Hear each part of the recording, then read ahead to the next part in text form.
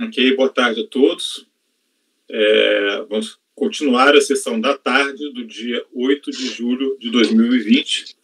Estamos tratando de processos de ITR com a relatoria do Dr. Mário Hermes Soares Campos. Passaremos agora para o item 219 da pauta, com a palavra Dr. Mário. Obrigado, presidente. Recorrente Manuel Antônio de Barros. Esse caso aqui é uma situação que gerou um certo trabalho. É um lançamento de ITR com base no valor da terra nua, um imóvel de 61 hectares na cidade do Rio de Janeiro. Na impugnação, ele contesta o VTN, na verdade ele não contesta o VTN, ele contesta e apresenta duas avaliações de dois corretores de imóveis. Isso na impugnação, que não foram consideradas. No recurso, ele me vem com outro tipo de argumento. Ele fala que errou no preenchimento da declaração e que o correto são 6 hectares e não 61 hectares. Só que ele apresenta isso somente em fase recursal, apresenta cópia de uma escritura pública e das declarações de anos anteriores, a 2006, ele apresenta 2002, 90 e poucos. Mas tem alguma inconsistência, porque na avaliação que ele apresenta na impugnação, um dos avaliadores faz imóvel de 61 hectares no município do Rio de Janeiro, quer dizer, ele fez uma prova contrária à própria alegação dele, né? Então, e também, ele anexa no recurso uma certidão da Secretaria de Finanças do município do Rio de Janeiro, falando que aquele imóvel do mesmo endereço está inscrito na base do cadastro do IPTU do Rio de Janeiro.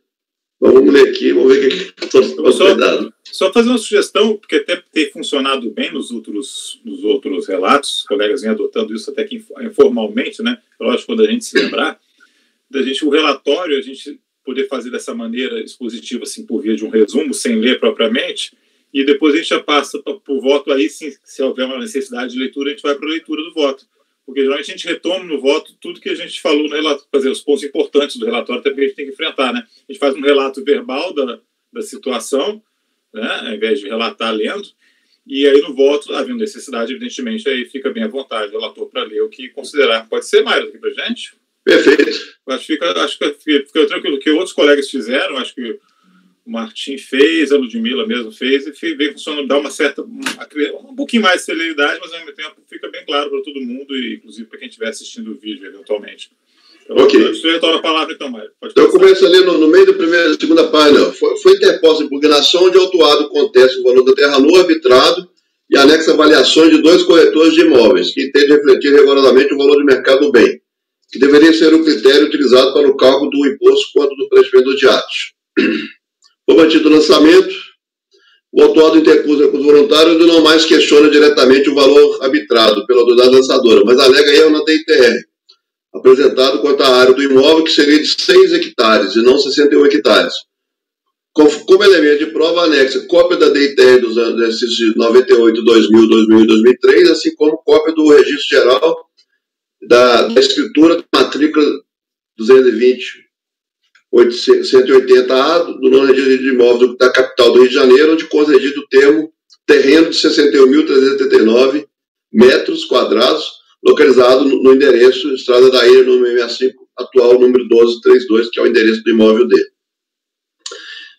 O recurso do contribuinte limita-se à alegação de erro na DITR, apresentada quanto à área do imóvel, que seria de 6 hectares e não 61 hectares, conforme declarado. Entretanto, em tese, é possível discutir no contexto tributário, em sede de questionamento de terra, na sala de ofício, o recolhimento de erros, omissões ou inexatidões na DITR transmitida pelo contribuinte, como no presente caso, onde se alega erro na declaração quanto à área do imóvel, ou mesmo erros constatados no procedimento de lançamento. A perda da espontaneidade não afasta a possibilidade de reconhecimento do erro de fato na lide instaurada, quando a matéria é tempestivamente contestada a tempo e modo adequados pelo sujeito passivo. Observa no lançamento e confirmado pela decisão de piso que o arbitramento se deu pelo CIPT, se observar o grau de aptidão agrícola, conforme se constata da informação da tela do sistema juntada aos autos pela autoridade lançadora, folha 11, expressamente afirmado em diversos trechos do acordo, ora objeto de recurso.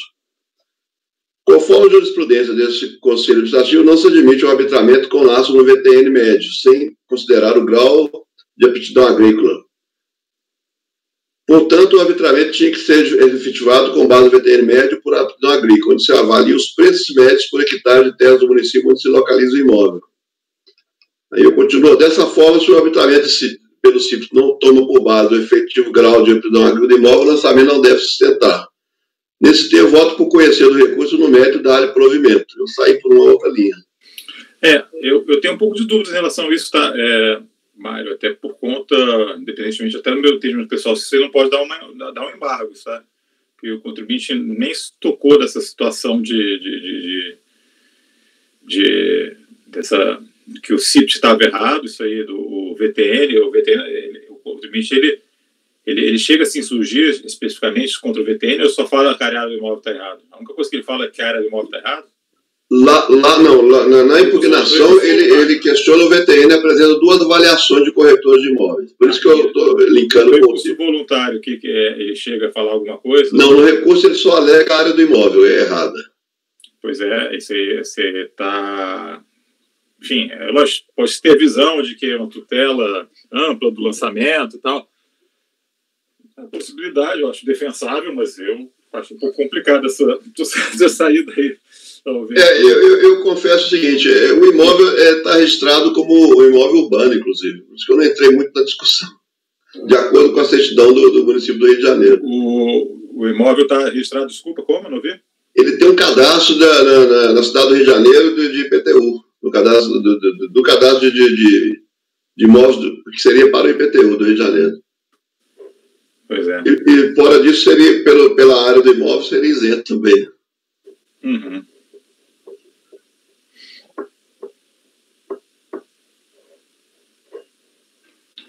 Então, mas você acha que houve um erro de fato, ou independentemente... Eu acredito que teve erro, sim, de fato. Dois erros, né? O erro dele na declaração e o erro no lançamento também, que usou o VTN médio sem... Eu acho assim, se você quer trazer essa questão do lançamento, acho que você teria de dar uma argumentada, assim, no mínimo você defender porque você está trazendo de ofício, entendeu? Você não pode trazer de ofício isso sem justificar, tá?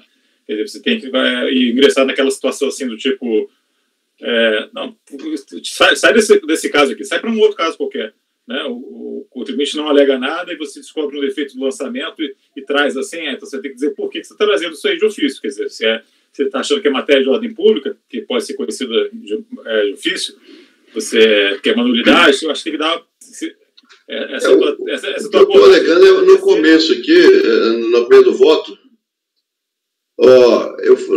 nos termos do artigo 14, a impugnação instaura a fase litigiosa do procedimento que, no presente caso, o autuado contesta o valor da terra nua arbitrado e anexa a avaliação de 2 corretores de imóveis, as quais foram desconsideradas no julgamento de piso por não atender ao requisito da BNT. Entretanto, o recurso, eu falo, em tese, é possível discutir no contencioso esse da impugnação, né? Não no recurso voluntário. Mas é por isso que eu estou dizendo. Se ele deixou de alegar no recurso voluntário, isso não fica perpetuamente sobre lide. Ou seja, ele já não está mais contestando o VTN. Ele não está contestando. Ele está contestando só a área do imóvel. Sim. Eu estou dizendo aqui, a perda de disponibilidade não afasta a possibilidade de erro de fato. Isso que eu estou falando. O que eu tentei colocar foi nesse sentido. Enfim. Bom, está aberto o debate. Acho que o Caio tinha levantado a mão. Recolheu a mão de novo. Não sei se alguém quer fazer alguma observação. Não, eu não vi. Eu também vejo que não é esse entendimento, apesar de ser majoritário, ele não é nem formulado, certo? Sim. Né? É majoritário, mas ele não é formulado. Então, a gente reconhecer ele de ofício, eu acho, ainda mais que eu acho que fica muito claro que é uma matéria preclusa. Né? Ele foi objeto da impugnação e não foi contestado no recurso, quer dizer. Sim, sobre isso precluiu. E o que eu não achei uma análise conclusiva foi com relação ao que ele argumentou no recurso, com relação ao erro de fato. Eu não vi você dizendo se procede ou não a argumentação dele. Não entendi nessa colocação desse parágrafo. Entretanto, recurso e contribuinte, então quer dizer, E parece que o voto está dando uma coisa que precluiu e não está se manifestando sobre uma coisa que ele arguiu. Eu diria que a chance de dar embargo isso aí é altíssima, Mário. Isso aí, se vocês olharem esse processo, vocês vão embargar.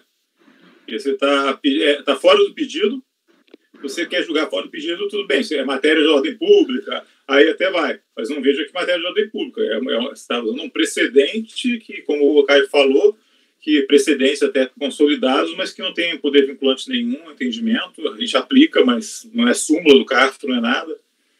Não sei. Bom, enfim, não sei. Aí a gente vai ter que, se mantiver essa linha, tudo bem, a gente vai para votação, mas realmente eu acho complicado um pouco isso aí. Tá? Assim, não, temos que tutelar a tutela ampla do lançamento, mas assim, o contribuinte nem está mais questionando isso. Senão a gente vai ficar aqui checando, o que eu falo, exercício nossa atividade não pode ser um checklist do lançamento, tá? Isso aí não, senão fica inviável, não é só para os conselheiros da Fazenda, é para todos os conselheiros do CARF, fica inviável de todas as sessões. Fazer checklist de todos, a não ser que seja uma matéria de ordem pública, eu acho que aí tudo bem, a gente está falando de outra coisa, tá? Agora, não me parece aqui uma matéria de ordem pública. Enfim, Martim quer fazer a colocação aí? Eu também acompanho esse entendimento de que não seria matéria de ordem pública, né, que seria caso de entrar no mérito, e então acho que como uma solução ao caso, né, até para possibilitar ao conselheiro Mário adequar o voto dele, eu acho que eu pediria vista, então, já que já foi feita a leitura do voto, né, acho que eu peço vista para que na próxima... Ele pode querer manter também, né, essa questão também de entendimento. Fica... Mas então, qualquer coisa se dispõe a pedir vistas, assim, né? Isso, para ter um voto alternativo, mas se quiserem primeiro fazer essa votação, né, mas adiantando o meu voto, que eu acho que então é o seu também e o do Caio, né, já são 3 que ninguém votou ainda, são debates, que eu entendo que a questão do CIPT, eu pelo menos só adoto da seguinte forma: se o contribuinte discute o VTN no recurso voluntário, não importa a alegação, você discute isso, o arbitramento não poderia ter ocorrido o arbitramento do VTN, conforme laudo. Então, eu vou ver como é que foi arbitrado o VTN e como é que está no laudo. Se o contribuinte diz, não pode ocorrer o arbitramento do VTN por causa que é inconstitucional. Bom, então, deixa eu ver como é que foi feito o arbitramento do VTN. Então, daí eu ia verificar, são várias situações que me levam a ter que verificar como que foi feito o arbitramento do VTN. Não tendo nenhuma alegação quanto ao VTN no recurso, sendo matéria não impugnada em sede recursal, eu desconsidero tudo que trata do VTN, né, considero matéria não impugnada, seja na impugnação, no recurso, e não entro no mérito se tem a tela do CIPT ou não, porque eu entendo que a matéria não impugnada seria preclusa, a gente não poderia dar de ofício. A gente já debateu isso nessa turma 1 ano, 2, 3 anos atrás, e esse era o entendimento da turma, né? Por isso que óbvio, mudou muito a composição. Não sei se a Ludmila e a Leonor chegaram a participar de discussões similares, mas era o entendimento da turma que não dava para dar de ofício essa matéria, mesmo sendo que não seria matéria de ordem pública e não estava sendo discutido isso no processo, né? Não tava o VTN pode dar de ofício, porque tem uma alegação do VTN. Aí tu pode dar um fundamento de ofício. Mas se quer o VTN discutido no processo, não poderia... Não, ele é discutido na impugnação. Mas não no recurso. No recurso. Eu vou passar a palavra para a Ludmila, só uma questão. A LID, ela se forma, quer dizer, a LID, ela se muda ao longo do tempo, né? Ela é instaurada na impugnação, e examinando matéria A, B, C, D, tá? Aí, depois, quando ela vai para o recurso voluntário, se o contribuinte o A ou B ele não recorre, a LID se resume ao C e o D. Tá? Então, dentro das matérias C e D, a gente, inclusive, pode conhecer de argumentos que dizem respeito à matéria C e D que o contribuinte não levantou, porque, afinal, digamos assim, a gente conhece o direito, em termos assim, é direito processual. Então, a gente pode até levantar um argumento que, no caso, por exemplo, se a matéria VTN estivesse sobre controvérsia, a gente, tendo entendimento preponderante do CARF, seria defensável a gente aplicar aqui a questão mais na conversa. Então, a gente não vejo respaldo para levantar esse de ofício. Eu vou passar a palavra para a Ludmila e depois a gente passa para a votação, aí o Mário também ele fica à vontade para rever ou não seu posicionamento. Ludmila, por favor.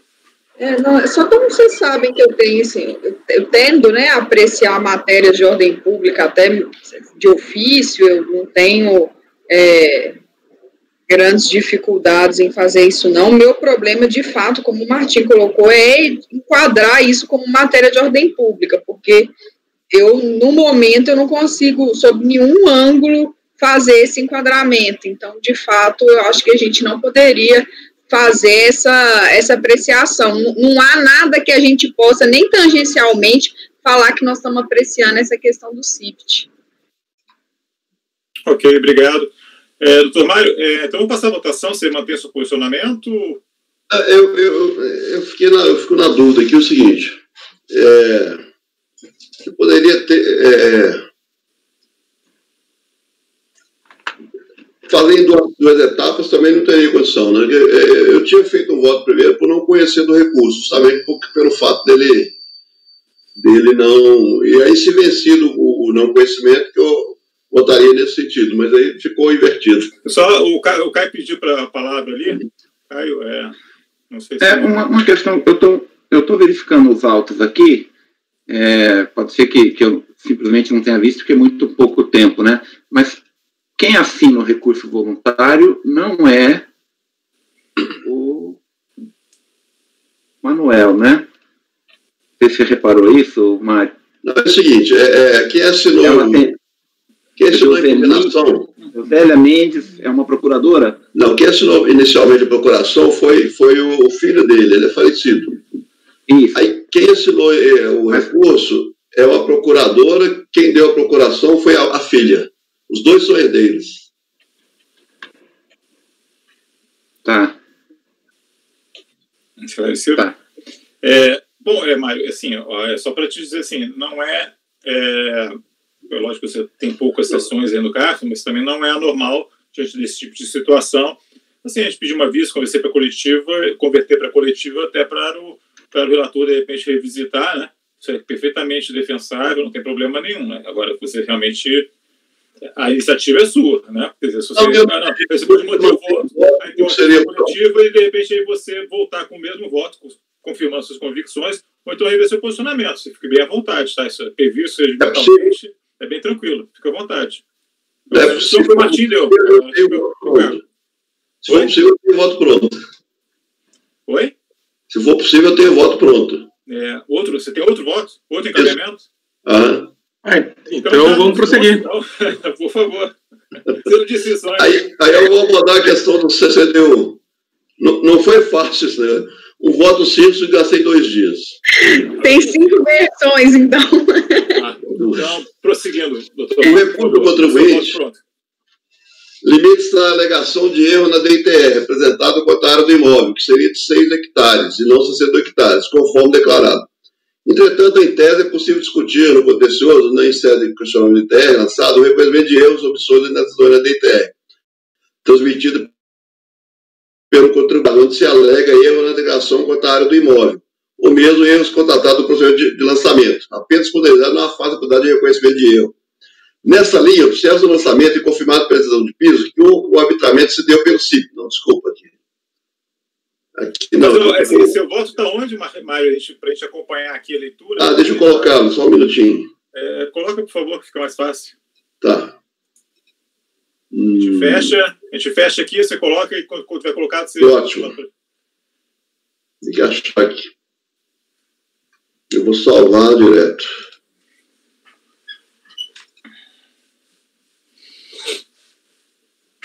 R$ 219.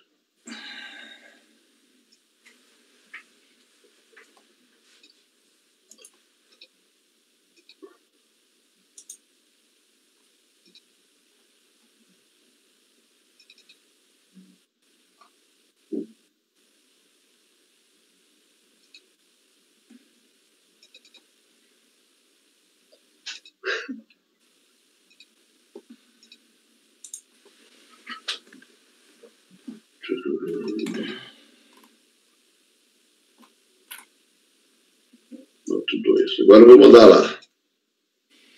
Ok, podemos abrir? Não, só um minutinho. Opa, calma. Eu vou mandar direto na pasta, tá? Para agilizar.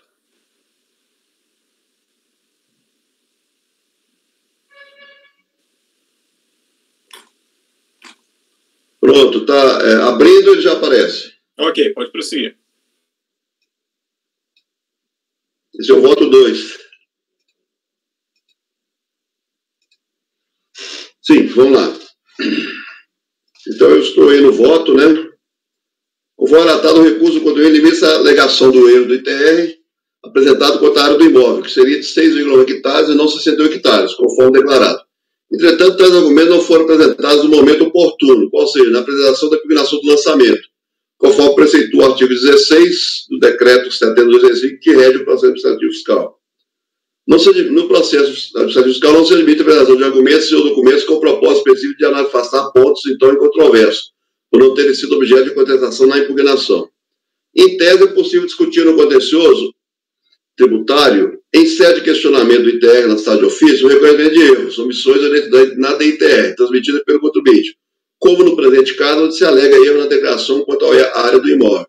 No entanto, o reconhecimento do erro de fato, da omissão ou da inexatidão, para a prevalência da verdade material, somente cabe ser acatado quando comprovado com documentos hábeis e idôneos, observada a legislação aplicável e pode ser essa não vislumbrada. Verifica uma série de inconsistências que não permitem uma satisfatória conclusão quanto à correta área, assim como de outros elementos do imóvel objeto de lançamento. Alega o recorrente somente em sede de recurso a esse conselho erro na declaração da área do imóvel. Para tanto, anexa apenas cópia das DTR dos exercícios 98, 2000, 2000 e 2003, acompanhadas também por cópia do registro geral da escritura da matrícula 220-180A do nono ofício do registro de imóvel da capital do estado do Rio de Janeiro, onde consta o registro de um terreno com área de 61.389 metros quadrados, localizado na Estrada da Ilha, número 65, número 1232, adquirido por uso campeão por Manuel Antônio Barros, conforme mandato de 9 de 7 de 97.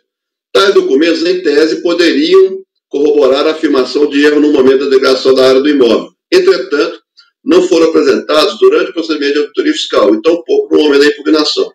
Por conseguinte, tais argumentos e documentos, por óbvio, não foram objeto de apreciação por parte das autoridades lançadoras e julgadoras de piso, quanto à sua pertinência e propriedade para a correção do eventual erro.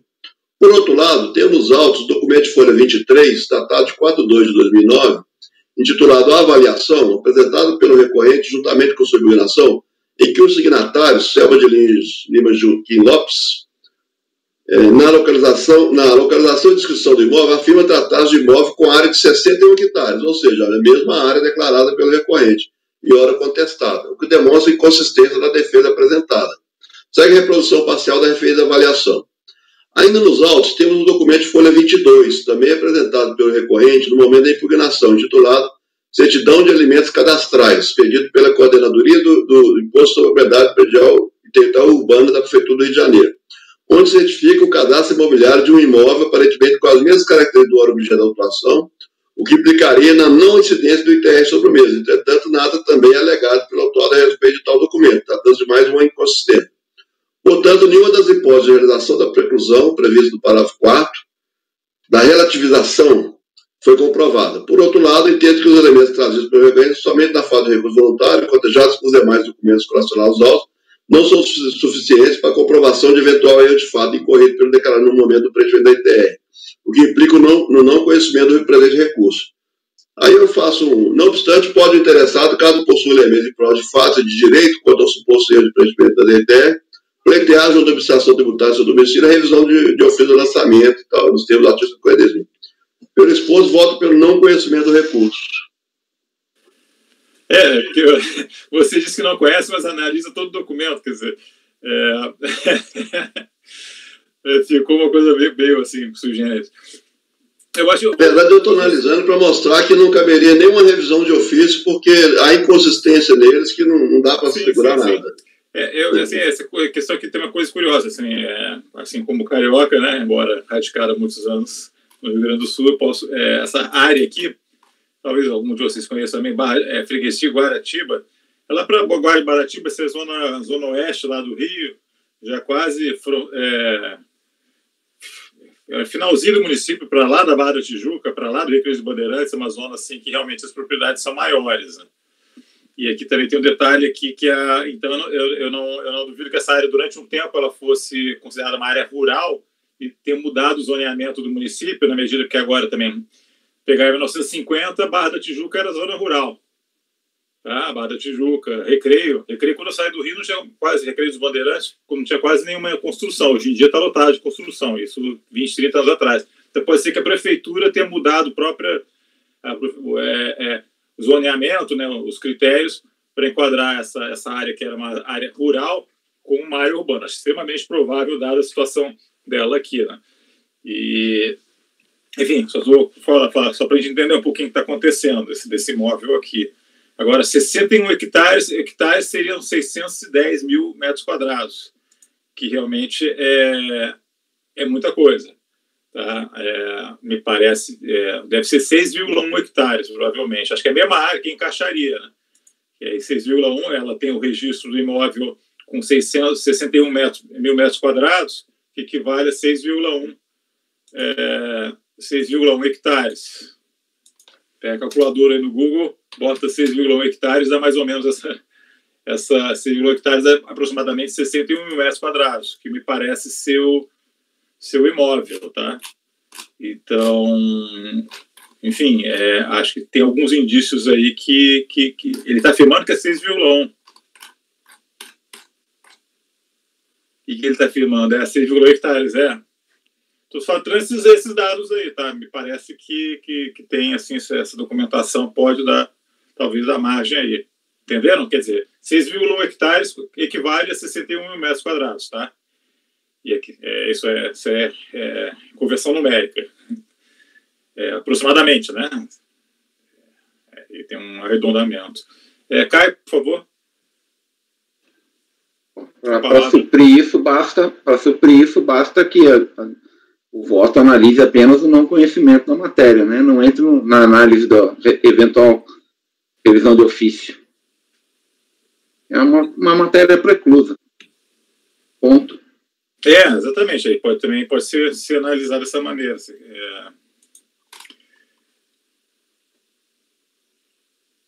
Porque, na verdade, assim, né?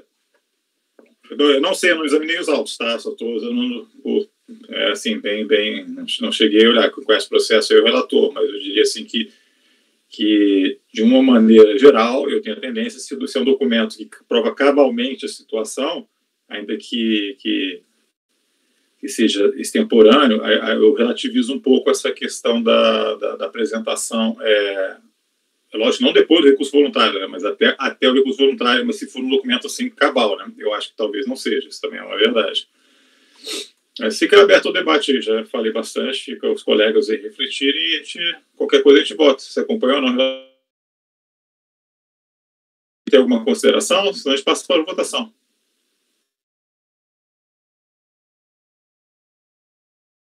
Então, Martim, como vota? E pode se pedir visto também, né? Sempre. Uhum. Estou na dúvida aqui.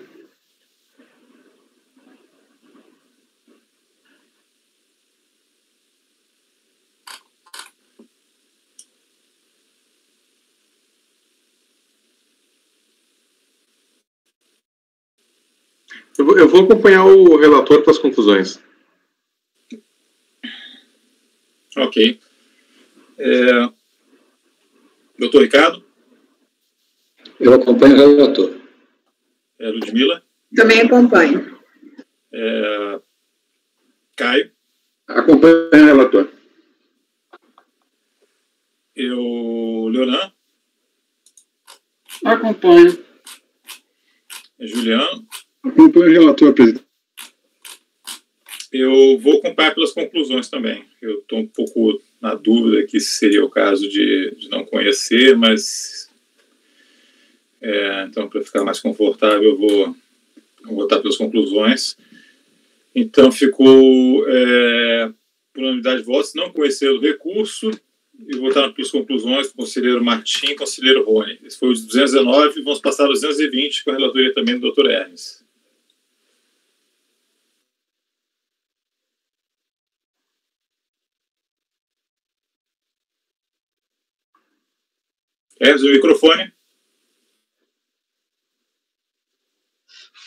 Ô, Vamos lá. Então, contribuinte, item 220 da pauta, contribuinte planificadora instaladora de máquinas para indústria limitada. Documento do DIAT elaborado pela autoridade fiscal, aqui é a revisão do valor da terra nua, né, com base no CIPT. No documento, no DIAT elaborado pela autoridade fiscal, o lançador, o valor da terra nua foi arbitrado pelo VTN médio por aptidão agrícola do município do imóvel. Foi interposta impugnação de autuado contesta o valor da terra nua arbitrado e apresenta laudo técnico emitido pela pessoa jurídica da Aerostat Arquitetura, Engenharia e Aerolevantamento Limitado, onde é indicado preço médio de venda por hectare de R$ 60, baseado em pesquisa junto a imobiliárias da região. O autuado não foi acatado pela autoridade de piso.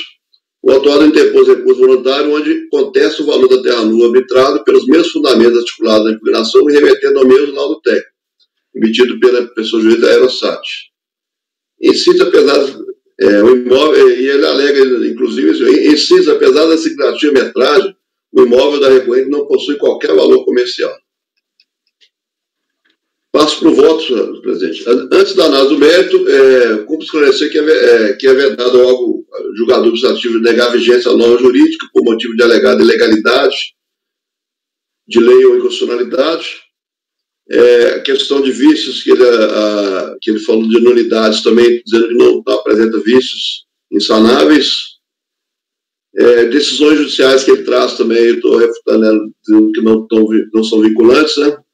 Então, o que se discute nos presentes autos é o lançamento de ofício da diferente do ITR decorrente da constatação pela autoridade fiscal lançadora de que houve subavaliação do VTN indicado na DTR, uma vez que a autuada deixou de atender a intimação para a realização de laudo de avaliação do imóvel. Juntamente com a peça de impugnação, foi apresentado pela contribuinte o laudo técnico, documento de folha 62, emitido pela pessoa jurídica Aerostat. Entretanto, tal documento foi considerado pela autoridade julgadora de piso ineficaz para modificar o VTN, pois não foi elaborado de acordo com a norma BNT, sendo classificado apenas como um parecer técnico, por não atender os requisitos mínimos preconizados na norma. Ao apresentar o recurso, não foi juntado nenhum outro documento, limitando-se a recorrente a remeter os mesmos documentos encostados aos autos por ocasião da impugnação, inclusive os referenciados laudo técnico. Presentes os mesmos elementos que levaram a autoridade julgadora de piso a não considerar o laudo apresentado como apto a testar o VTN declarado, onde se destacou a ausência de documentos comprobatórios de sua idoneidade, tais como certidão de escritura de compra e venda ou matrícula de imóveis com características semelhantes às da propriedade, na quantidade mínima de 5, demonstrado o valor apurado na data do fato gerador. Também foi apontado que o referido laudo teria muito mais finalidade de apenas caracterização do solo do imóvel, pois para o VTN consta mera sugestão, que se afirma estar embasada em pesquisa imobiliária. Porém, as únicas pesquisas são de ofertas de 2 imóveis que não tem similaridade com a propriedade em pauta, sem nenhuma comprovação de negócio efetivamente realizado próximo ao período da data do fato gerador. Aqui eu vou incluir também que ele não foi apresentado o ART também, o ART, né? Dessa forma, a relação contra o valor arbitrado se apresenta prejudicada, pois o laudo apresentado não atende minimamente aos requisitos da NBR 14653. Tampouco há fidelidade das amostras utilizadas na suposta aplicação do método comparativo do mercado, que inclusive se refere a meras pesquisas de mercado imobiliário sem qualquer tecnicidade, relativas a imóveis não similares ao imóvel objeto de lançamento. Não consta comprovação de efetivas negociações de preços, de matrícula de imóveis vendidos, recortes de jornais, tampouco das possíveis amostras não há informações das específicas características e demais dados, não havendo como afirmar se são similares ou não. Também fundamentada a alegação da recorrente que no procedimento de fiscalização não foram apuradas as reais condições do imóvel, sim aleatoriamente decretado que essa enquadrava como terra mista não mecanizável. Que o senhor auditor jamais poderia se valer do sistema de variação de terra sem antes realizar diligência no local a fim de apurar dados como a área total, área tributável e grau de circulação. Ora, ao pretender alterar as condições de utilização e apresentação do imóvel adotadas pela fiscalização, deveria a recorrente apresentar o devido laudo, de acordo com os requisitos da NBR 14653, de forma a demonstrar as reais condições da propriedade, encargo esse do qual não se desincumbiu, preferindo optar pelo pedido de realização de perícia junto ao imóvel, numa total inversão do ônus da prova. Deveria, ao discordar da atuação, apresentar no momento oportuno os documentos e fatos que entendesse capazes de alteração dos afaros lançados ou eventuais fatos disconstitutivos. Diferentemente, optou por substituir sua incumbência pela solicitação de providência da carga de administração tributária ou do perito, por meio de redação de perícia, onde pretende demonstrar as reais condições do imóvel. Assim, sendo em consonância com a decisão de piso, indefiro o pedido de perícia, reiterado o recurso, vez que, conforme também destacado no julgamento de piso, não se pode conceber o uso da prova pericial para fim de suprir material probatório cuja apresentação está a parte pleiteante obrigada. Justifica-se o arbitramento com base no CIPT por aptidão agrícola, de acordo com as normas legais e regulamentares regidas do ITR, conforme informações prestadas pela Secretaria de Agricultura do Estado do Paraná, para o município de locação do imóvel. Finalmente, ele contesta a questão da aplicação da multa, e eu cito acima a CARF número 2, que fala que não nos cabe julgar a inconstitucionalidade de normas. Por todo exposto, voto por conhecer do recurso no mérito de negar provimento. Ok, Mário, só também fazer uma observação aqui em relação à tua emenda, eu não sei, me parece... Aqui, ó. O a parte de valor da terra nua, tá? Está escrito assim: o lançamento que tem alterado o VTN, utilizando os valores de terras consensíveis, é passível de modificação se forem oferecidos elementos de convicção lá no laudo, né? Do jeito que está redigido assim, uma leitura minha parece que você está dando provimento, entendeu? Esse elemento me parece mais compatível com o dar provimento do que com negar provimento. Você deveria modificar assim. Isso está nos outros também, tá? Então, a sugestão que eu faço: lançamento que tem alterado o VTN, utilizando valores de terras constantes do CIPRE, só é passível de modificação, ou é passível de modificação desde que, entendeu? Que da maneira que você está colocando, parece que você está dando provimentos, tá? E pelo contrário, você está não dando provimento porque não foi atendido o laudo. Pode ser? Acho que fica melhor um pouquinho. Tá com o microfone desligado, Mário. Perfeito, obrigado pela sugestão, será catada. Para os outros também que tem VTN. Agora, okay. O resto é só essa minha observação. Fica aberto aí para os colegas, esclarecimentos, debates. Então, passa a votação. Martim, como vota? Acompanho o relator. Ricardo? Eu acompanho o relator. Ludmila? Acompanho. Caio? Acompanho o relator. Leonan? Acompanho o relator, presidente. Juliano? Acompanho o relator, presidente. Também acompanho. Então, ficou o item 220. Ficou negar provimento ao recurso por unanimidade. Passamos para o item 221, também de autoria do doutor Mário ITR ainda. Sim. Obrigado, presidente. Aqui o contribuinte é Tássio Assunção Costa. O que se discute aqui, basicamente, ele está alegando prescrição. E durante a defesa dele, ele alega que seria o 150 ou 173. Alega várias vezes que houve pagamento antecipado, que houve pagamento, mas não tem no laudo. E se você fala como teve pagamento, como houve pagamento, mas ele não apresenta esse pagamento em momento algum. Então, eu estou deslocando do 150 para o 173, que foi o critério usado pela autoridade lançadora. Eu vou aqui, ó. Tendo em vista o fim do prazo estipulado, ele foi lançado com... O valor da terra nua foi atribuído por aptidão agrícola. Então, foi interposta impugnação de autuado suscita preliminar de nulidade e, quanto ao mérito, alega que o imóvel teria sido objeto de desapropriação com interesse social para fim de reforma agrária. Acontece o percentual de 75% da multa aplicada e a cobrança de multas com base na taxa Selic. Deus me perdoe, na impugnação ele fez essas alegações. No recurso ele só alega decadência. Então, na impugnação ele contestou, ele fala da questão da desapropriação por interesse social e contesta a multa.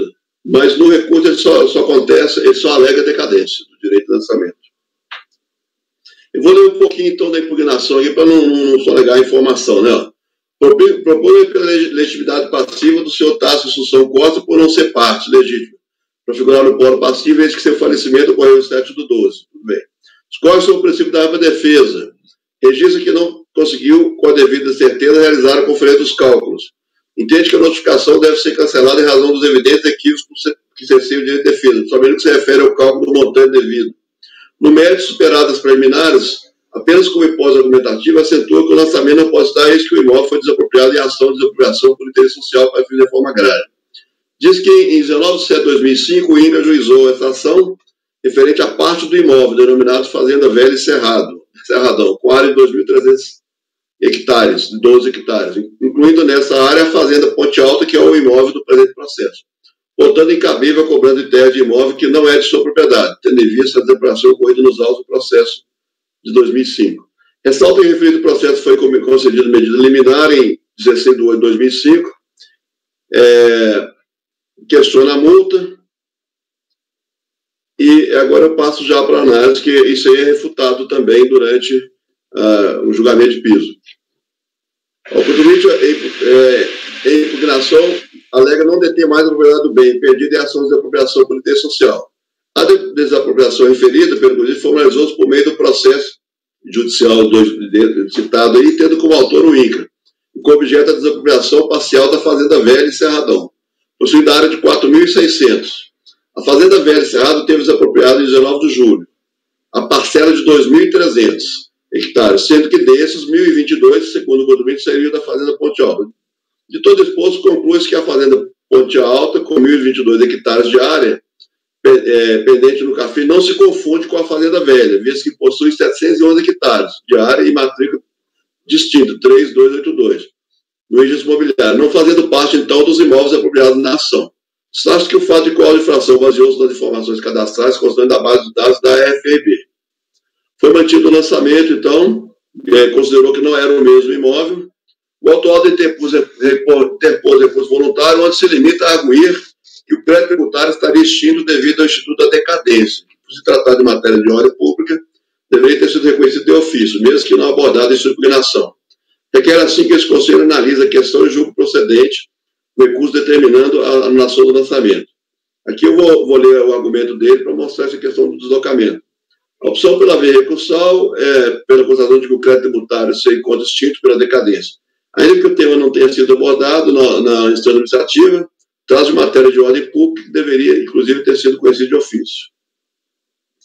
Constata-se que o crédito tributário foi constituído depois de transcorridos 5 anos, a partir da ocorrência do fato gerador, conforme estabelece o artigo 150, parágrafo 4º, né, aqui no 82, do CTN. Exatamente o caso desse processo, já que houve um recolhimento antecipado pelo contribuinte, o fato gerador ocorreu no primeiro dia de 2006, mas o lançamento suplementar veio a ser verificado somente em dezembro de 2011, depois de transcorrido, portanto, aquele prazo. Passo para o voto. Conforme relatado, o recurso limita-se à alegação da decadência do direito de lançamento do crédito tributário, questão essa não citada na impugnação, motivo pelo qual argui tratar de matéria de ordem pública, que deveria ter sido reconhecido de ofício. É pacífico também o entendimento segundo o qual é dever do colegiado a quem apreciar de ofício as matérias de ordem pública, ou seja, ainda que não tenham contestadas, bem como corrigir os erros materiais que, porventura, agravarem corretamente a exigência fiscal, sendo passível de reconhecimento de ofício pelo julgador. Eu vou, nessa análise, trato o lançamento de TR em 2006, quando o fato gerador ocorreu em 1º de janeiro de 2006. Assim, caso tenha havido pagamento antecipado, aplique-se o artigo 150. E a administração tributária teria até 31 de 12 de 2010 para efetuar o lançamento. No outro giro, caso não tenha havido pagamento antecipado, o início da contagem seria o primeiro dia do exercício seguinte, com expirança de 31 de 12 de 2011. Como a ciência da notificação ocorreu em 13 de 12 de 2011, conforme a de folha 18, o desenho da questão passa necessariamente pela verificação da existência ou não de pagamento antecipado para se determinar o termo final, o diz a quem, para efeito do lançamento. Em duas passagens de sua peça recursal, alega o autuado ter havido recolhimento antecipado do ITR. Confira-se. Aqui eu estou reproduzindo. Traz o documento suplementar, de lançamento suplementar, de modo cobrando a diferença apurada na página 4 da notificação, de modo que houve um recolhimento por parte do contribuinte. Exatamente o caso desse processo legislativo, já que houve recolhimento antecipado pelo contribuinte, o fato gerador ocorreu no primeiro dia de 2006, mas o lançamento suplementar veio a ser verificado somente em dezembro de 2011. Contrapondo tais informações, temos na descrição dos fatos de enquadramento legal, especificamente na folha 5, informação de que não foram encontradas nas bases de dados da FB recolhimentos referentes ao imposto apurado da DTR 2006, apresentada pelo sujeito passivo. Confira-se, estou falando claramente, além de não serem encontrados nas bases de dados, em que, pelas informações de condições da peça recursal, não há quaisquer provas nos autos de que o recorrente tenha efetuado o recolhimento antes da ação fiscal do ITR, devido informada da ITR no valor de R$ 1.192. Caberia o autuado, juntamente com os motivos de falta de direito, apresentado e instruir sua defesa com os documentos que respaldam suas informações. Eu passo para a parte verde. Prova essa aplicados a simples afirmação de que teria havido recolhimento antecipado, desacompanhado de ingredientes probantes, não possui o condão de atestar o efetivo recolhimento do ITR declarado. Prova essa que se torna ainda mais necessária em decorrência da notificação de lançamento onde a autoridade fiscal lançadora afirma expressamente, ou seja, desde o momento do lançamento, que não foram encontrados nas bases da Receita Federal recolhimentos referentes ao imposto apurado na DITR em questão, sendo o dever do interessado a apresentação de prova encontrada, encargo este do qual não se desincumbiu. Deve-se, então, para determinação do termo final, ser aplicado o inciso 1º do artigo 173 do CTM, tratando-se do caso do exercício 2006, o fato gerador ocorreu em 1º de janeiro de 2006. Assim, verifica que o primeiro dia do exercício seguinte, aquele que poderia ter sido efetuado, é o dia 1º de janeiro de 2007, estendendo-se o direito de autoridade de lançar o crédito até 31 de 12 de 2011. Tendo sido contribuído no certificado de autuação em 13 de 12 de 2011, contasse que o lançamento não está decaído, devendo ser rejeitada a pretensão recursal. Pelo esposo, vota por não conhecer do recurso, porque não foi apresentado na impugnação.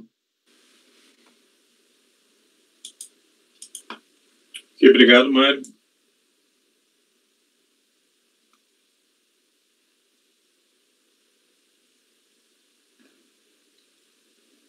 Eu tenho direito a essa questão de não conhecer, e você não está conhecendo porque fez toda uma análise da decadência, você está fazendo de ofício?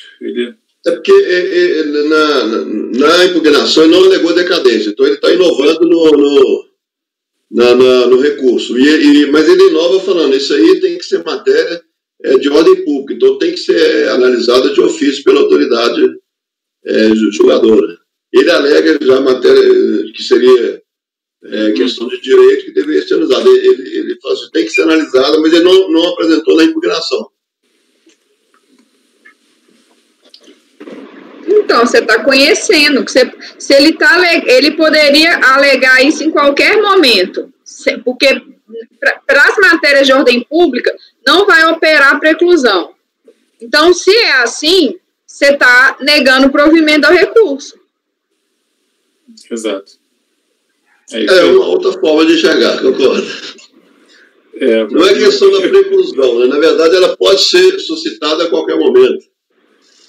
Aí você analisa por ser questão de ordem pública, né?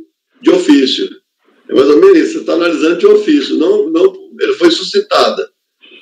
Não, você está analisando porque ela suscitou. Você poderia suscitar de ofício, mas a partir do momento que ela fala, ainda que fora do momento adequado, que seria a impugnação, na primeira manifestação dela nos autos, você só está apreciando isso, não foi algo que você percebeu, que poderia ser o caso da ordem pública. Elas tratam desses pressupostos, você analisar o auto, você poderia olhar e falar, olha, está decaído isso aqui. Mas no caso não foi, ela suscitou.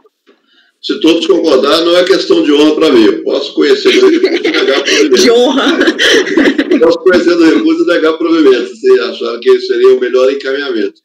Porque não está precluso. A respeito do meu entendimento. É que é uma situação diferente, assim, do recurso estar, sei lá, intempestivo, e aí alegar uma decadência. A gente vai ter que superar a questão, porque, na verdade, a decadência é matéria de mérito, né, uma prejudicial. Então, a análise dela vem depois dos pressupostos processuais e condições de ação. Então, a gente tem que primeiro superar os pressupostos e condições de ação para poder entrar na prejudicial de mérito, que é a decadência. É lógico que isso aqui não é consensual na turma, mas, digamos assim, normalmente é assim que se faz, né? Dentro de um processo civil normal, você vai...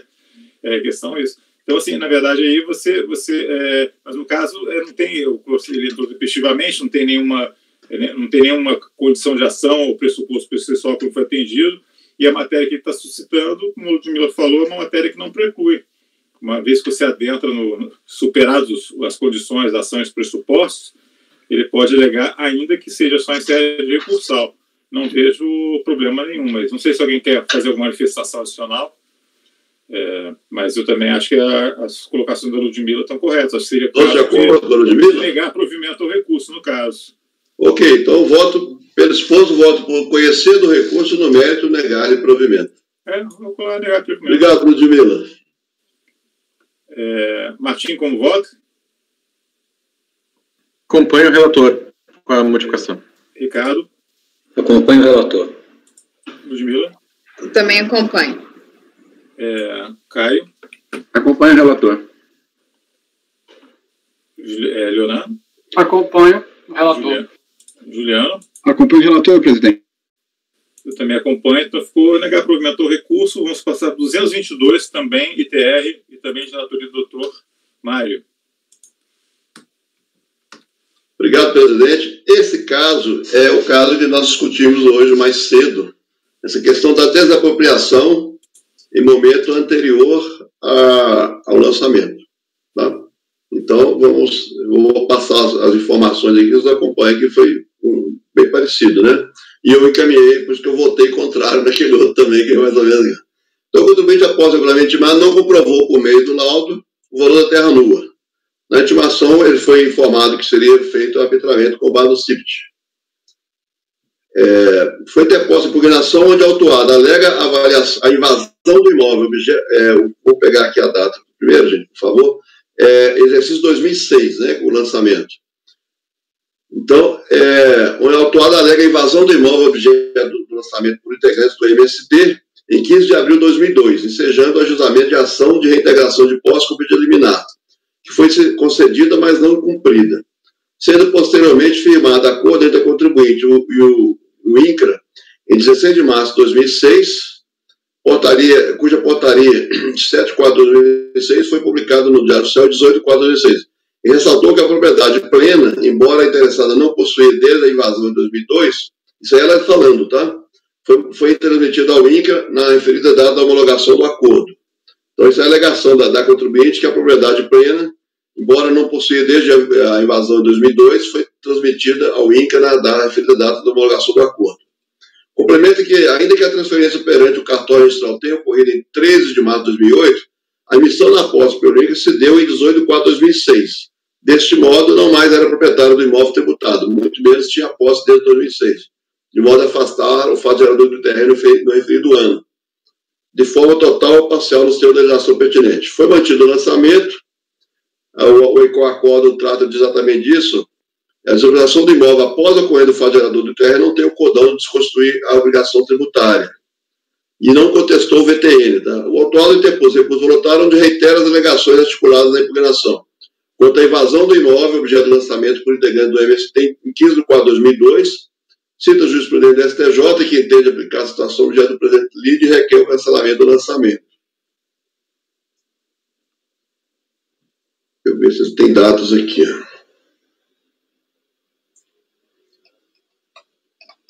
Passo para o voto. Antes da análise do mérito, pontuar que as decisões administrativas judiciais não se vinculam, né?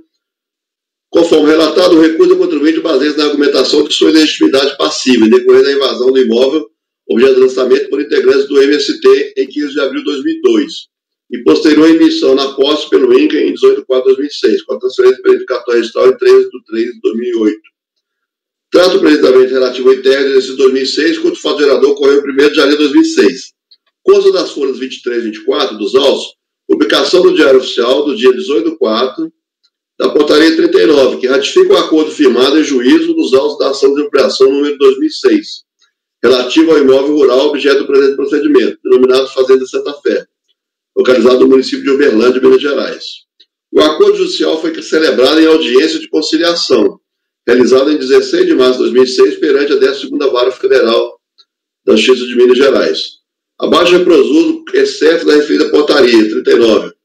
Então, aqui eu estou chamando a atenção pelas datas. Audiência de conciliação realizada em 16 de março de 2006, visando, por fim, a ação de desapropriação de número 2006, também, 6570, relativo ao imóvel rural denominado Fazenda Santa Fé, localizado em Uberlândia, aqui só descrição do imóvel. Também foram constados os autos de certidão do cartório do primeiro ofício, relativo à matrícula 44094, onde consta o registro protocolo 300.148, dando conta da transferência do imóvel para o INCRA, conforme o mandado translativo de domínio expedido pelo juiz federal titular da 10ª Vara.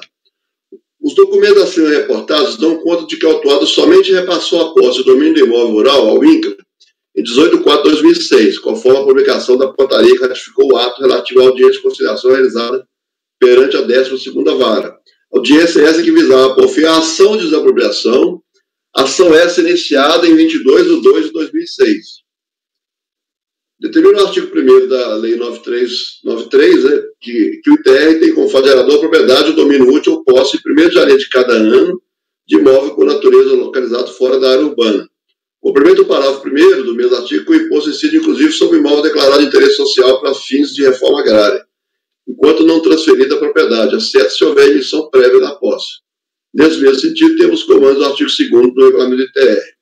Conta-se claramente, no caso em pauta, que a emissão oficial na posse ocorreu apenas em 18 de 4 de 2006, ou seja, em data posterior à ocorrência do flagelador do ITR relativo ao exercício 2006, ou seja, 1º de janeiro. Tal emissão de posse foi concedida devido ou melhor dizendo, por acordo celebrado entre o autuado e o INCRA, em audiência de conciliação, ou seja, houve o regular exercício do direito de propriedade por parte da autuada, firmando acordo sobre o bem e mais, acordando o recebimento de valor a título de alienação pela sua expropriação e desmonte, não há que parar dúvida de que na data da celebração detinha a contribuinte a propriedade ou domínio do imóvel, objeto do acordo firmado judicialmente. Domínio e posse repassado ao INCRA somente na data da ratificação e publicação do acordo, 18 de 4 de 2006, portanto, posterior à data do ocorrência do fato gerador. Considerando que a contribuinte praticou atos que evidenciam o regular exercício do direito de domínio ou de propriedade sobre o imóvel rural, em data posterior à ocorrência do fato gerador do ITR, relativo ao exercício 2006, considera regular o procedimento de lançamento do imposto, devendo ser negado pelo eventual recurso. No que se refere à avaliação do imóvel, considerado VTN, considerado prefeito do INCRA, não houve qualquer manifestação a respeito tratando-se de matéria preclusa. Pelo exposto, voto por conhecer do recurso no mérito negar de provimentos. Eu voto, senhor presidente. Ok, obrigado, doutor Mário. Está aberta aí as considerações dos colegas. Eu acho que no seu caso, Mário, tem até provas mais robustas do que no meu, né? Porque já tem até de certidão transmitindo para o INCRA, né? Mário? Sim, a certidão foi em abril de 2006. E aí o fato gerador 2006, né? Uhum. Tá certo. Ok. A gente já abordou a matéria, né, ao longo dessa caso que a doutora referiu. Eu acho que a gente pode passar para a votação. Martim, como vota? Martim. Acompanho. Acompanha? Desculpa por ter falado o botão errado aqui. Eu acompanho. Você acompanha? Você tem certeza? Só estou vendo o processo aqui. É porque de posse. Posse de sem terra, nesse caso dele, tem que... Não, do sem terra eu vou na mesma linha da Ludmilla, do outro caso ali, que abro divergência para entender que tendo posse por posseiro, sem terra, assim, não tenha como usufruir da propriedade da posse, razão pela qual não incide o ITR. Eu estava vendo o seguinte aqui. Ok. Obrigado. Ricardo? Eu em entendimento do relator, acompanho o relator. Ludmilla? Eu vou acolher a preliminar de legitimidade passiva, então acompanhar a divergência. Caio? Eu acompanho a divergência, presidente. Leonan? Eu acompanho a divergência, presidente. Juliano? Eu acompanho a divergência, presidente. Ok, eu também acompanho a divergência, então ficou com a maioria de votos da provimento ao recurso. Esses os conselheiros Mário e Ricardo que negaram o provimento. Alguém já fez voto disso aí? Tem alguma coisa mais ou menos pronta? Igual desse eu posso aproveitar, né? Do que sim, a situação mais ou menos fica designada para regir o voto vencedor a conselheira Ludmilla. Ok? Eu quero apresentar a declaração de voto também. Não é mais fácil, então, talvez você fazer o voto vencedor? Já que você vai apresentar a declaração de voto? Faz então, pode fazer. Porque aí fica mais fácil. Eu queria sugerir que ele já tenha a leitura, né, do voto. Pode ser. Quem faz uma abertura. Pode ser? Acho que fica. Ok. Então, agradeço também tanto Leonan quanto a Ludmila pela disponibilidade. Passam 223, que eu acho que é o último, né, Mário? Sim, relativo ao método TR. Aqui a discussão é área de reserva legal, que está averbada na matrícula do imóvel, e o valor da terra nua. O autuado, ele apresenta um laudo com 7 imóveis, mas que foi desconsiderado tanto pelo dado lançadora quanto o julgador de piso. Ele apresentou de 2 municípios que diz do 2 praianos, colega do Paraná me ajuda se eu errar, 2 municípios de Santa Catarina praianos, e o imóvel dele fica na área da serra lá do Paraná. Mais ou menos a 90 quilômetros de distância dos 2 municípios onde ele apresentou o laudo. Além disso, eu estou mostrando aqui também que o laudo dele, desses 7 imóveis, 3 imóveis foram vendidos para o mesmo cidadão pelo mesmo preço, um com 24 hectares, se não me engano, outro com 26, outro com 22. E o imóvel dele é 10 vezes maior. Então, são 3 operações diferentes pelo mesmo valor. No outro caso, não se trata de compra e venda, é uma operação de integração de capital de uma pessoa jurídica com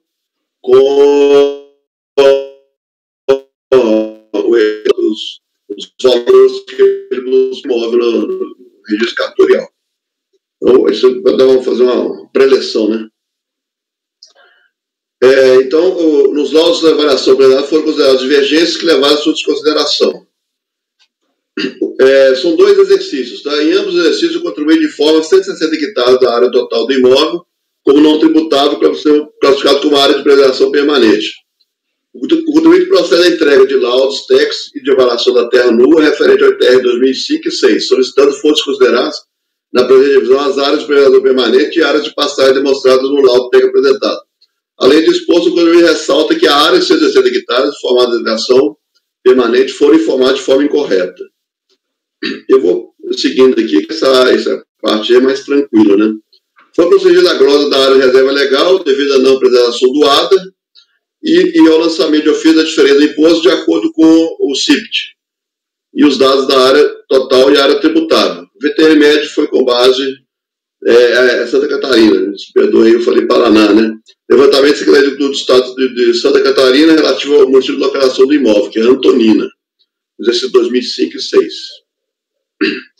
A impugnação foi interposta onde o autuado contesta o valor da terra não arbitrado, ratifica a validade do laudo apresentado, anexa uma nota técnica explicativa para justificar as inconsistências apontadas pela legislação, além de defender o entendimento de que não há necessidade doada para efeito de fruição do benefício. Foi mantido no lançamento de piso. O recurso ele contesta o valor novamente da terra não arbitrado pelos mesmos fundamentos, requer que seja acatado o VTN declarado, assim como que seja admitida a área de 160 hectares de reserva legal, independente da apresentação doada, vez que é averbada perante o registro de imóveis. Passo para o voto. O que se discute é o lançamento de ofício, decorrer da falta da apresentação doada e a área de reserva legal.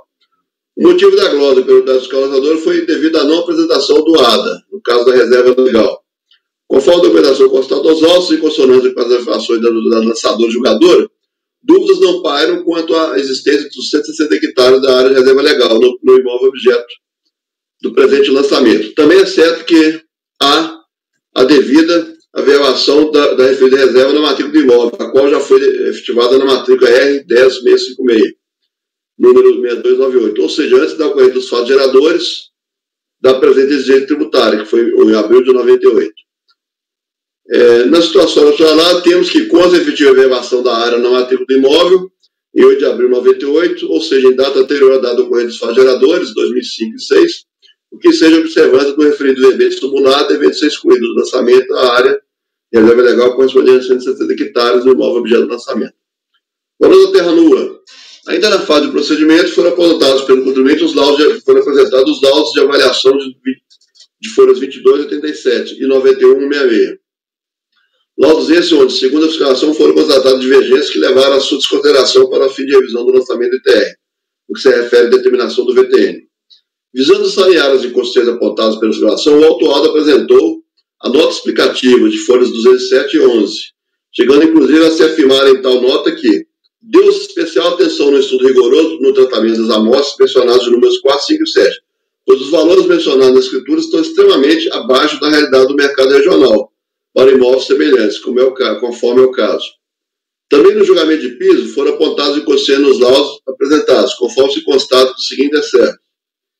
Além das deficiências apontadas, esse julgador detectou que foram utilizadas amostras referentes a imóvel localizado em município diverso do órgão tributado, e as transações foram realizadas em 2002, e os valores corrigidos pelos índices utilizados pela Justiça Civil para 2005 e 2006. Os dados de mercado coletados, no mínimo 5, devem ser referidos a imóveis localizados no município do imóvel avaliando, na data do fato gerador do ITR, 1º de janeiro de 2005 e 2006.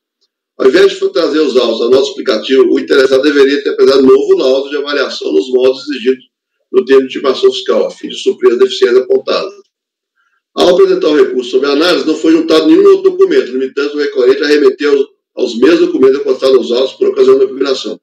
Presentes, portanto, os mesmos elementos que levaram tanto a fiscalização quanto a autoridade julgadora de piso a não considerar o laudo apresentado como apto, atestado pelo recorrente, de forma que razão não lhe assiste na pretensão de afastar o arbitramento, pois o laudo não se atenta a todos os requisitos obrigatórios, a exemplo da plena observação da norma NBR 14.6533. Foi apontado pela fiscalização que o tratamento estatístico adotado para a obtenção dos valores das amostras 4, 5 e 7 apresentou irregularidades no que se refere aos valores transportados, efetivamente utilizados nos cálculos, indicados na planilha anexa ao laudo, nos seguintes termos. A amostra 4 refere-se a uma venda efetuada em 14 de 8 de 2002, pelo valor original de R$ 4.670. Conforme ficha de pesquisa de negócios realizados e ofertas, anexo ao laudo, esse valor foi corrigido para janeiro de 2005 em 7.200. Entretanto, o valor utilizado nos cálculos foi de 18 mil. No caso da amostra 5, relativa a uma transação realizada em 31 de agosto de 2005, pelo valor de 10 mil, verifica-se que o valor transportado para a planilha foi de 25 mil. Já a amostra 7 refere-se à transação realizada em fevereiro de 2004, pelo valor de 8.300, corrigido para janeiro de 2005 em 8.300. Entretanto, o valor transportado para a tabela e utilizado no cálculo foi de 21.757. As mesmas irregularidades foram verificadas em relação aos dados utilizados para a obtenção do VTR relativo ao ano 2006 para as mesmas amostras.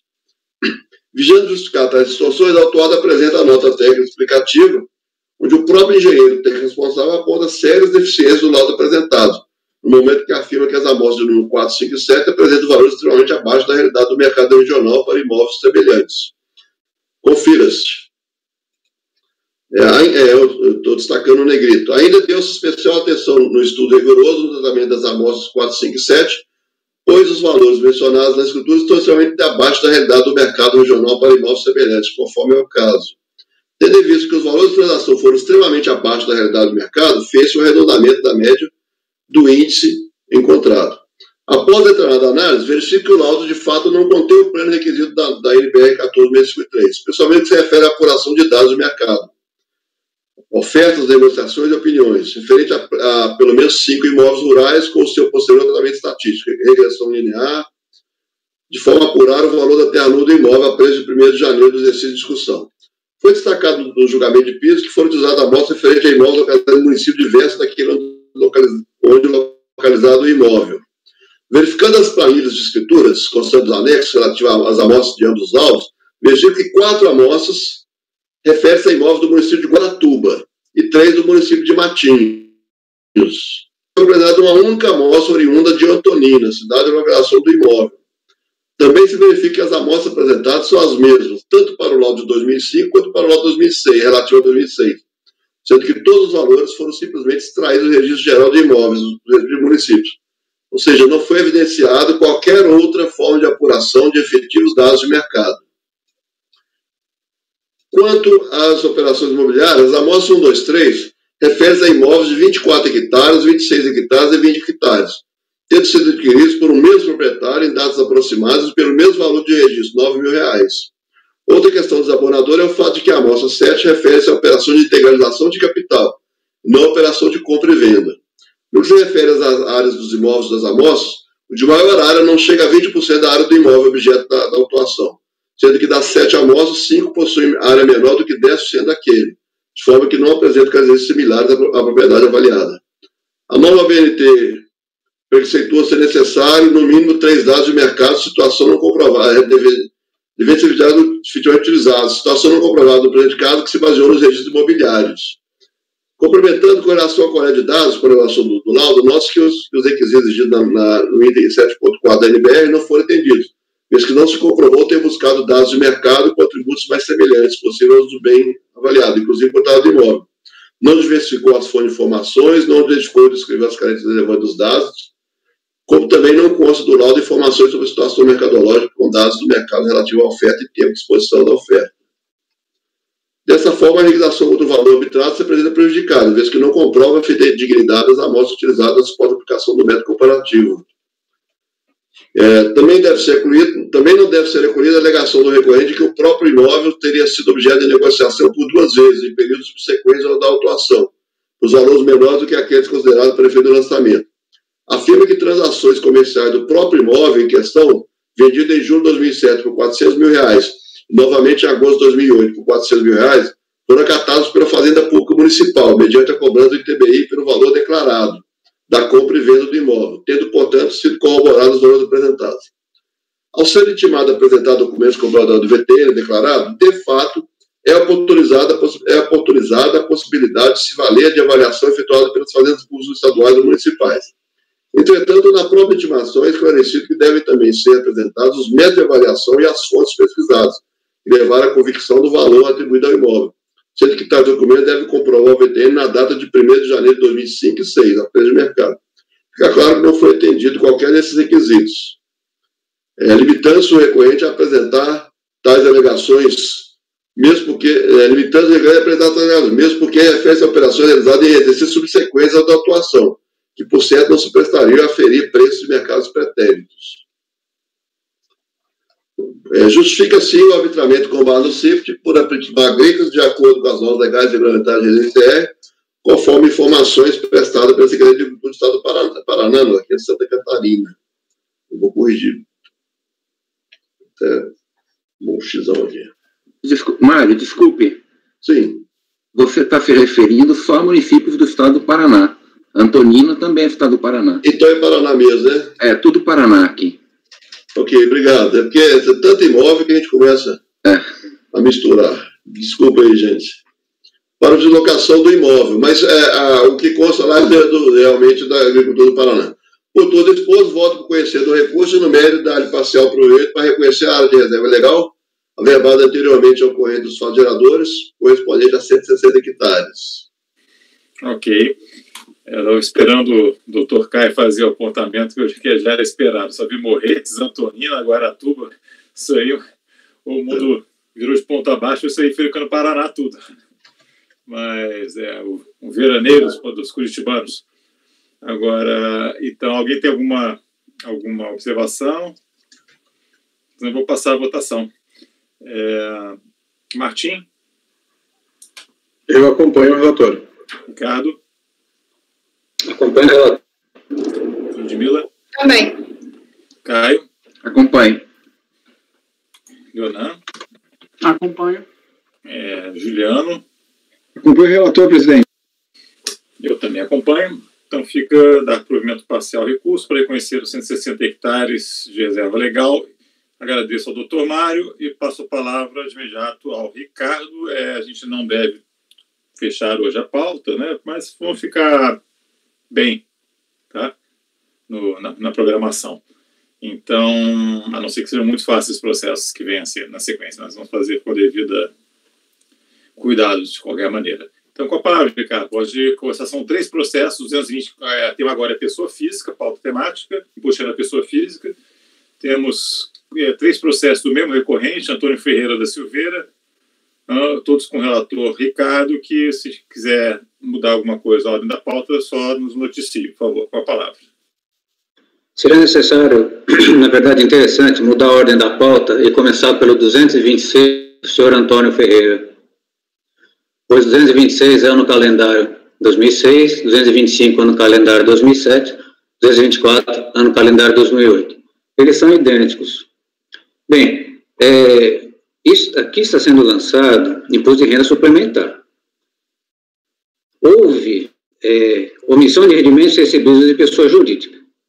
Então, aconteceu primeiro uma notificação do lançamento, que foi analisada por despacho decisório, que foi analisada por impugnação, e que foi analisada agora, será analisada agora por recurso voluntário, certo? Nessa ordem.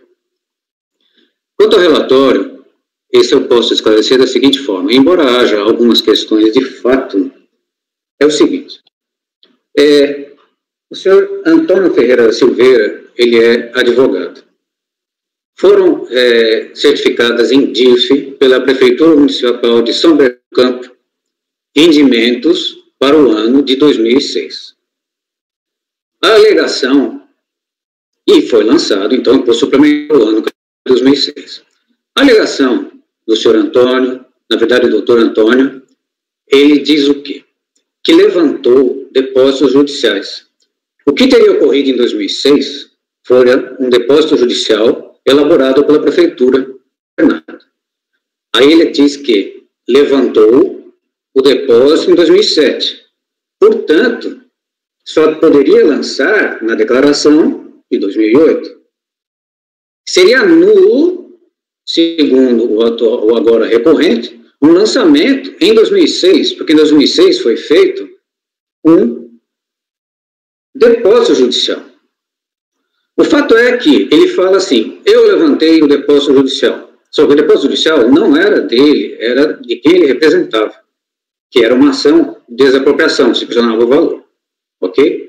Então ele sempre mantém isso, sustenta a nulidade, fala que não era dele o depósito, não fala quanto do depósito é dele e não justifica o valor que foi declarado nos anos seguintes. Podemos ir, então, para as razões dele de recurso, tendo em vista que a DRJ manteve plenamente o lançamento. O recurso voluntário, ele vai ser menor do que a impugnação. Por isso, não convém que leiamos a impugnação. O que eu destaco do recurso? A conversão do depósito judicial apenas integrou seu patrimônio no ano calendário subsequente. E os julgamentos anteriores não consideraram tal fato. Veja, a conversão do depósito judicial integrou seu patrimônio, sem falar quanto. Entende que o lançamento é ilíquido por maculado pela nulidade e fere o princípio da duração razoável do processo, além de ferir contraditório e ampla defesa. No mérito, entende que a multa aplicada configura abuso do poder fiscal e é confiscatória. Aponta que a multa cabível seria de 2%, conforme o Código de Defesa do Consumidor. Aduz ocorrência de bis in idem na aplicação de multas moratórias em conjunto com juros moratórios. E no final, provimento seu recurso da procedência de lançamento da multa aplicada. Conheço do recurso. Só que destaco que foram apresentados aqui argumentos novos, que são abarcados pelo Instituto da Preclusão. O que ele apresentou no recurso que não apresentou na impugnação? Inovação são os argumentos preliminares de ofensa a princípio da duração razoável do processo, e os argumentos meritórios de ausência de indicação do percentual de multa aplicada, de aplicação da multa prevista no Código de Defesa do Consumidor e de ocorrência de bis in idem na aplicação de multa de mora e juros de mora. Ele alega, então, nulidades, mas eu afasto a nulidade com o artigo 59, pois não foram identificados na espécie os requisitos de nulidade previstos naquele artigo. E é necessário também dizer que princípios constitucionais não foram ofendidos, pois durante toda a lide da lavratura, passando pelas análises, o princípio da legalidade impera, então são respeitados todos os demais princípios e principalmente contraditório para a defesa. Há referências à ilegalidade e inconstitucionalidade, para a súmula CARF número 2. Análise do mérito. Aqui eu preciso ler com um pouco mais de cuidado, senhores. Os rendimentos em questão foram declarados em DIF pela fonte pagadora, conforme foram as normas. E alega interessado que o rendimento relativo à conversão de depósito judicial apenas integrou seu patrimônio no ano calendário subsequente. E julgamentos anteriores não teriam considerado tal fato. Ele referencia julgamentos anteriores porque são os outros dois processos. Na verdade, houve julgamento dos processos em ordem alternada de anos subsequentes. Os processos são idênticos. Mas eu digo que ele se engana, uma vez que não só a decisão de piso manifestou-se sobre o argumento relativo à conversão em anos subsequentes, mas também esclarece o porquê o argumento de declaração subsequente não teria sido considerado, conforme o seguinte excerto do voto. Ora, senhor DRJ. O contribuinte não juntou aos autos provas de que os rendimentos lançados como omitidos somente foram recebidos no ano calendário 2007, como alega, e que foram informados na declaração de ajuste anual, exercício 2008. Ademais, registra-se que, na declaração de ajuste anual, exercício 2008, somente foram declarados rendimentos recebidos de pessoa física. Vamos com calma. Foi lançado rendimento em 2006. Ele diz que o levantamento foi feito apenas em 2007, que em 2006 foi um depósito. E declarou, então, em 2008, relativo à pessoa física, sendo que o depósito foi feito por uma pessoa jurídica. Esclareço que o interessado, ele era o patrono de pessoa física que ingressou com ação relativa à desapropriação face à edilidade. Foi realizado o depósito em favor daquele querelante no ano calendário 2006, com levantamento de recursos no ano calendário 2007. Nesta ação judicial, o levantamento do recurso é em favor do querelante, não sendo o presente autuado o beneficiário final dos recursos. O ora recorrente não se dispõe, em momento algum, contra o valor lançado no auto. Apenas indica nulidade do destino supostamente realizado no ano calendário errado. Faz entender que o levantamento do depósito, como um todo, integrou seu patrimônio no calendário posterior a que se refere à autuação, sem explicar se teria direito ao todo ou à parte do levantamento, não indicando qual valor que entende por correto a ser declarado em sua declaração de ajuste anual. Apenas indica que houve levantamento de valores no ano calendário 2007, posterior à autuação, e que, abre aspas, o valor apenas em patrimônio do profissional recorrente em fevereiro do ano seguinte. Entendendo assim, que deveria ser declarado apenas na DAA 2008, portanto, a nulidade. Constata-se que o autuado declara em tal DAA 2008 apenas recebimento de pessoa física. Não esclarece a eventual diferença entre o valor levantado face à ação judicial contra a pessoa jurídica e sua eventual relação com o recebimento da pessoa física. Assim, por falta de argumentos e provas claras para substancial comprovar que o valor declarado em sua DAA na forma de rendimentos recebidos de pessoa física e também que é relativo ao levantamento do depósito, entende-se que há de permanecer tributado o valor indicado pela edilidade em declaração de imposto de renda retido na folha no calendário 2006. O contribuinte apresenta ainda argumento que a multa aplicada é confiscatória, mas é vinculada à atividade e é prevista legalmente. Então, eu já falei sobre que não se discute no CARF a legalidade e a inconstitucionalidade. Devidamente apreciados e afastados os argumentos de mérito apontados pelo contribuinte. Concluo que não devem ser conhecidos argumentos preliminares de ofensa ao princípio de duração do processo, argumentos meritórios de ausência de indicação percentual da multa aplicada, de aplicação da multa prevista no Código de Defesa do Consumidor e ocorrência de bis in idem na aplicação da multa de imóvel. Esta é superar a preliminares de nulidade de lançamento e ofensa dos constitucionais. E seguindo os argumentos de mérito, ausência de indicação do percentual da multa aplicada, o rendimento vir a integrar seu patrimônio no ano subsequente, sem que o julgamento generoso tenha tal fato. E que a multa aplicada configuraria abuso do poder fiscal excessivo. Devem permanecer tanto quanto a decisão. Isso posto, voto por conhecer parcialmente o recurso, apenas quanto às matérias, nulidade, correta declaração dos rendimentos e multa aplicada, para na parte conhecida negar-lhe provimento. Senhor presidente, gostaria de comentar ainda mais algumas coisas. Fique à vontade. Existem as guias de levantamento, as folhas 17 e 18. Realmente o levantamento está em 2007. Os valores levantados são superiores aos valores declarados na DIRF, não são coincidentes, mesmo abatendo da ARFES de imposto. E os valores declarados pelo contribuinte como recebidos de pessoa física são menores ainda. Quer dizer, existe uma certa, digamos assim, lógica em o patrono levantar todo o depósito e receber de seus contratantes. Mas o fato é que aqui ele não fala quanto levantou, quanto exatamente levantou, quanto é dele, e ainda fala que ele levantou os valores. Então, eu acredito que, a meu ver, não há comprovação de que não é possível, ele não esgotou a comprovação de que ele não teria realmente recebido esses valores em seu nome nos anos devidos e levantados pela auditoria. Seria esse o meu voto, senhor presidente. Só que, é claro, são questões de fato. Eu imagino que cada um interpreta da sua forma. Sim.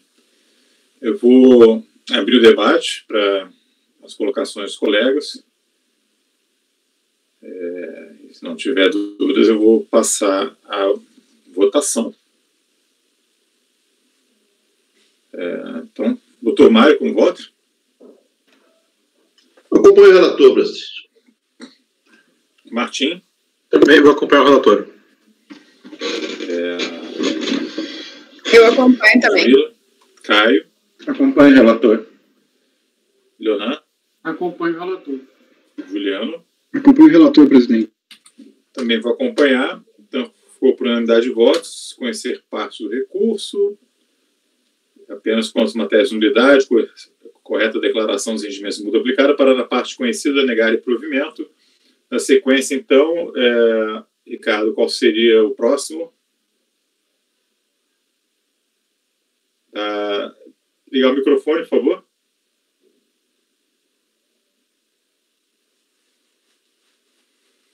Continue. Está desligado, Ricardo. Desculpe. Então, os outros dois processos do senhor Antônio Ferreira, 225 e item da pauta 224, são exatamente iguais. Peraí, só uma questão de... Está no horário da Tainá, desculpe. Não, perfeito, bem lembrado. Tainá, como é que você está?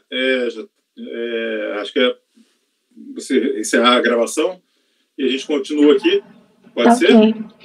Aí, doutor, então, a gente, só assinalando, a gente julgou com você aqui presente até o item, quer dizer, a gente julgou, passou 223, depois pulamos para o 226, tá? Certo. Faltando aí o 224, 225, que vamos julgar agora na sequência, mas para seu registro, tá?